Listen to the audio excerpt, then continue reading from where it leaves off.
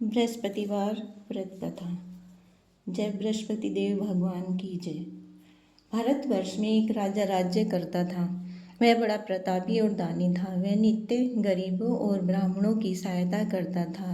यह बात उसकी रानी को अच्छी नहीं लगती थी। वह न ही गरीबों को दान देती, न ही भगवान का पूजन करती थी और राजा को भी दान देने से मना किया करती थी।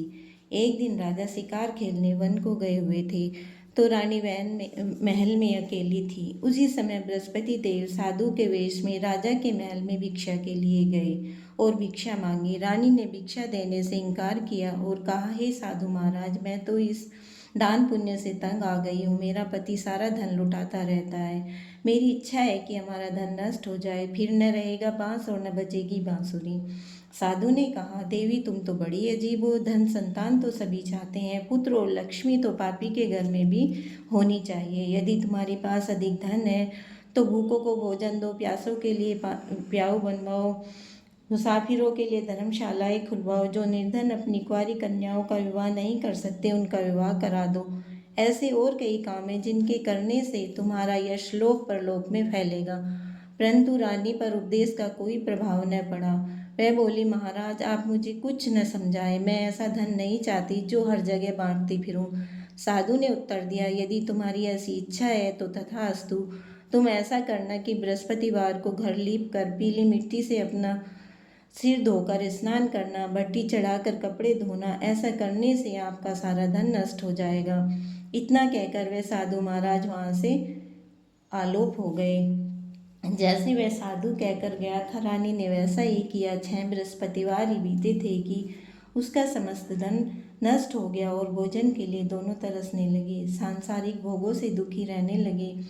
तब वह राजा रानी से कहने लगा कि तुम यहाँ पर रहो, मैं दूसरे देश में जाता हूँ, क्योंकि यहाँ पर मुझे सभी मनुष्य जानते हैं, इसलिए कोई कार्य भी नहीं कर सकता। देश चोरी परदेश भी बराबर है। ऐसा कहकर राजा प्रदेश चला गया।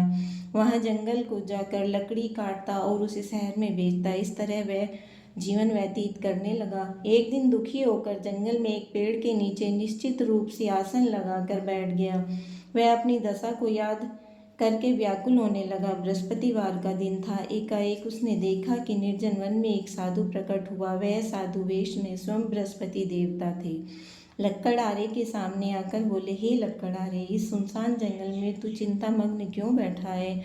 लक्कड़हारे ने दोनों हाथ जोड़कर प्रणाम किया और उत्तर दिया, महात्मा जी आप सब कुछ जानते हैं, मैं क्या करूं? यह कहकर वह रोने लगा और साधु को आत्मकथा सुनाई। महात्मा जी ने कहा, तुम्हारी स्त्री ने बृहस्पति के दिन वीर भगवान का निरादर किया है, जिसके कारण रुष्ट होकर तुम्हारी यह दशा कर दी गई है। अब तुम चिंता को दूर करके मेरे कहने पर चलो तो तुम्हारे सब कष्ट दूर हो जाएंगे और भगवान पहले से भी अधिक संपत्ति देंगे। तुम बृहस्पति के दिन पाठ किया करो, 5 रुपये के चने मुनक्खा मंगवाकर उसका प्रसाद बनाओ और शुद्ध जल के लोटे में शक्कर मिलाकर अमृत तैयार करो।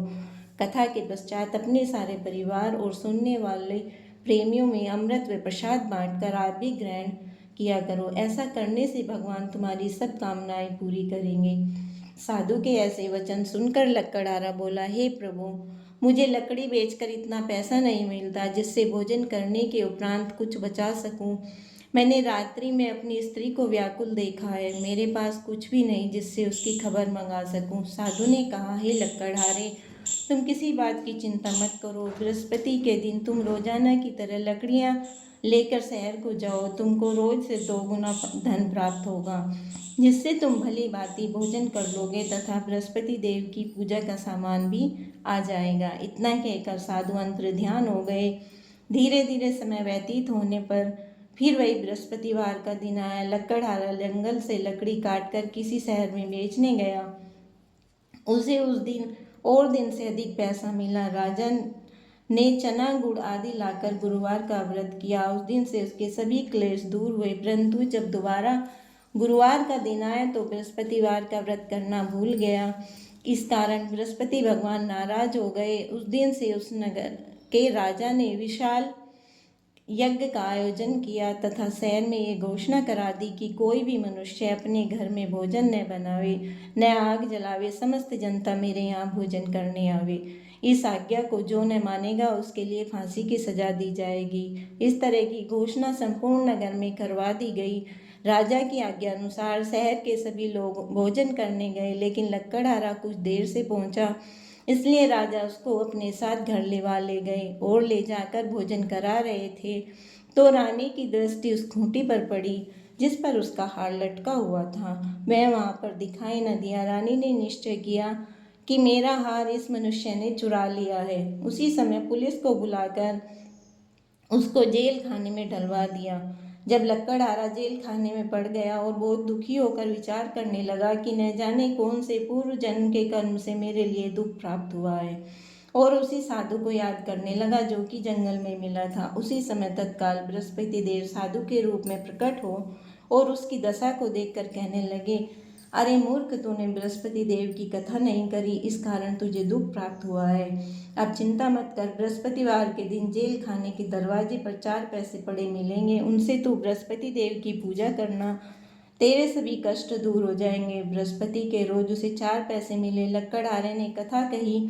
उसी रात्रि को बृहस्पति देव ने उस नगर के राजा को स्वप्न में कहा, हे राजा, तुमने जिस आदमी को जेल खाने में बंद कर दिया है वह निर्दोष है, वह राजा है, उसे छोड़ देना। रानी का हार उसी खूंटी पर लटका है। अगर तू ऐसा नहीं करेगा तो मैं तेरे राज्य को नष्ट कर दूंगा। इस तरह रात्रि के शोभन को देखकर राजा प्रातःकाल उठा और खूंटी पर हार देखकर लक्कड़हारे को बुलाकर क्षमा मांगी और लक्कड़हारे को योग्य सुंदर वस्त्र व आभूषण देकर विदा किया तथा बृहस्पति देव की आज्ञा अनुसार लक्कड़हारा अपने नगर को चल दिया। राजा जब अपने नगर के निकट पहुंचा तो उसे बड़ा आश्चर्य हुआ। नगर में पहले से अधिक बाग, तालाब, कुएं तथा बहुत सी धर्मशालाएं, मंदिर आदि बन गई है। राजा ने पूछा, यह किसका बाग है और धर्मशाला है? तब नगर के सब लोग कहने लगे, यह सब रानी और बांदी के हैं। तो राजा को आश्चर्य हुआ और गुस्सा भी आया। जब रानी ने यह खबर सुनी कि राजा आ रहे हैं तो उसने बांदी से कहा कि हे दासी, देख, राजा हमको कितनी बुरी हालत में छोड़ गए थे। हमारी ऐसी हालत देखकर वह लौट न जाए, इसलिए तू दरवाजे पर खड़ी हो जा। आज्ञा अनुसार दासी दरवाजे पर खड़ी हो गई। राजा आए तो उन्हें अपने साथ लिवा लाई। तब उन्होंने कहा, हमें यह सब धन बृहस्पति देव के इस व्रत के प्रभाव से प्राप्त हुआ है। राजा ने निश्चय किया कि 7 रोज बाद तो सभी बृहस्पति देव का पूजन करते हैं, परंतु मैं रोजाना दिन में 3 बार कहानी कहा करूँगा, रोज व्रत किया करूँगा। अब हर समय राजा के दुपट्टे में चने की दाल बंधी रहती तथा दिन में 3 बार कहानी कहता। एक रोज राजा ने विचार किया कि चलो अपनी बहन के यहाँ हो आवे। इस तरह निश्चय कर राजा घोड़े पर सवार हो अपनी बहन के यहाँ को चलने लगा। मार्ग में उसने देखा कि कुछ आदमी एक मुर्दे को लिए जा रहे हैं। उन्हें रोककर राजा कहने लगा, अरे भाइयों, मेरे बृहस्पति देव की कथा सुन लो। ये बोले, लो, हमारा तो आदमी मर गया, इसको अपनी कथा की पड़ी है। परंतु कुछ आदमी बोले, अच्छा कहो, हम तुम्हारी कथा भी सुनेंगे। राजा ने दाल निकाली और जब कथा आधी हुई थी कि मुर्दा हिलने लग गया, और जब कथा समाप्त हो गई तो राम राम करके मनुष्य उठकर खड़ा हो गया। आगे मार्ग में उसे एक किसान खेत में हल चलाता मिला। राजा ने उसे देखा और उससे बोला, अरे भैया, तुम मेरी बृहस्पति देव की कथा सुन लो। किसान बोला, जब तक मैं तेरी कथा सुनूंगा तब तक 4 अरैया और जोत लूंगा, जा अपनी कथा किसी और को सुनाना। इस तरह राजा आगे चलने लगा। राजा के हटते ही बैल पछाड़ खाकर गिर गए तथा उसके पेट में बड़ी जोर का दर्द होने लगा। उस समय उसकी माँ रोटी लेकर आई। उसने जब यह देखा तो अपने पुत्र से सब हाल पूछा और बेटे ने सभी हाल कह दिया। तो बुढ़िया दौड़ी दौड़ी उस घुड़सवार के पास गई और उससे बोली कि मैं तेरी कथा सुनूंगी, तू अपनी कथा मेरे खेत पर चल कर ही कहना। राजा ने बुढ़िया के खेत पर जाकर कथा कही, जिसके सुनते ही वह बैल उठ खड़े हुए तथा किसान के पेट का दर्द बंद हो गया। राजा अपनी बहन के घर पहुंचा। बहन ने भाई की खूब मेहमानी की। दूसरे रोज प्रातःकाल राजा जगा तो वह देखने लगा कि सब लोग भोजन कर रहे हैं। राजा ने अपनी बहन से कहा कि ऐसा कोई मनुष्य है जिसने भोजन नहीं किया हो, मेरी बृहस्पति देव की कथा सुन ले। बहन ने कहा, हे भैया, यह देश ऐसा ही है, पहले यहाँ लोग भोजन करते हैं, बाद में अन्य काम करते हैं। अगर कोई पड़ोस में हो तो देखा हूँ। वह ऐसा कहकर देखने चली गई, परंतु उसे कोई ऐसा व्यक्ति नहीं मिला जिसने भोजन न किया हो। अतः वह एक कुम्हार के घर गई जिसका लड़का बीमार था। उसे मालूम हुआ कि उनके यहाँ 3 रोज से किसी ने भोजन नहीं किया है। रानी ने अपने भाई की कथा सुनने के लिए कुम्हार से कहा, वह तैयार हो गया। राजा ने जाकर बृहस्पतिवार की कथा कही, जिसको सुनकर उसका लड़का ठीक हो गया। अब तो राजा की प्रशंसा होने लगी।